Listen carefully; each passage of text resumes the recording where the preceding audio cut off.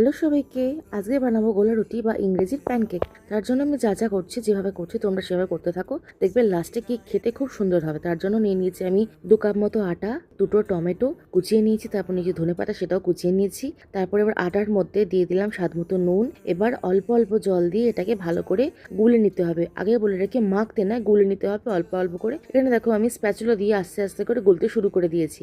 গোলা হয়ে গেলে এবার এর মধ্যে দিয়ে দেবো সেই টমেটো কাটাগুলো, আর তার সঙ্গে দেবো ধনেপাতা কুচিটা। এখানে বলে রাখি, আগে যদি দিয়ে দিতাম তারপরে দিয়ে আটা দিয়ে গুলতে আরম্ভ করতাম, তাহলে কিন্তু অনেক জায়গায় আটাগুলো গুলতো না, ডালা ডালা হয়ে থাকতো। এর মধ্যে আমি দেবো একটু সামান্য গোলমরিচ, একটু চাট মশলা। এখানে বলে রাখি, তোমরা যদি অন্যভাবে করতে চাও তাহলে টমেটোর জায়গায় তোমরা দুধও দিতে পারো। সেক্ষেত্রে খাওয়ার সময় সেটা মধু দিয়ে খেতে হয়। এখানে আমার একটু স্পাইসি খেতে ইচ্ছে করেছিল বলে আমি এইভাবে বানিয়েছি। সবকিছু দেওয়া হয়ে গেলে এবার এটাকে ভালো করে গুলে নিতে হবে। আমি যেহেতু ঝাল একেবারেই খাই না, তাই লঙ্কাটা দেওয়া হয়নি, কিন্তু মনে হলো আজকে একটু খাই, তাই জন্য একটু অল্প করে লঙ্কা কুচিয়ে দিয়েছিলাম। এখানে বলে রাখি, ব্যাটারটা একটু বেশি হয়ে গেছে বলে আমি অন্য পাত্রে অল্প করে ঢেলে নিয়ে যে আগের ব্যাটারটা ছিল সেই বাটির মধ্যে 2টো ডিম ফেটিয়ে দিয়ে দিলাম। তাতে নুনটা কম হয়েছিল বলে তাতে পরে অল্প করে আমি একটু নুন মিশিয়ে দিয়েছিলাম। চলো এবার আবারও মিক্স করে নেওয়া যাক, ভালো করে কিন্তু মেশাতে হবে।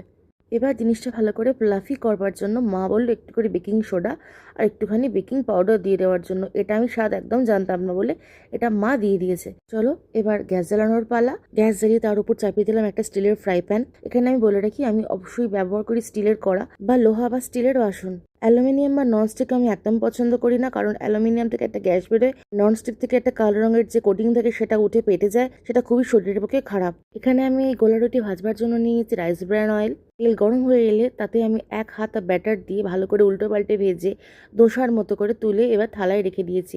আগে একটা ভাজা হয়ে গিয়েছিল বলে দেখানো হয়নি বলেই পরেরটা দেখালাম। চলো আমার খাবার রেডি। জিনিসটা খেতে খুব নরম আর খাস্তাও হয়েছিল। একসঙ্গে দুটো কি করা হয় সেটা কিন্তু তোমরা না করলে বুঝতে পারবে না। এটা সস দিয়ে খেতে খুবই ভালো লাগে। তোমরা কিন্তু অবশ্যই করে জানিও কেমন খেতে হয়েছে। ভালো লাগলে অবশ্যই লাইক শেয়ার কমেন্ট করে দিও, সাবস্ক্রাইব করতে কিন্তু একদম ভুলবে না। খুব শিগগিরই ফিরবো এরকম সুন্দর একটা ভিডিও নিয়ে। ততক্ষণ টাটা এন্ড টেক কেয়ার।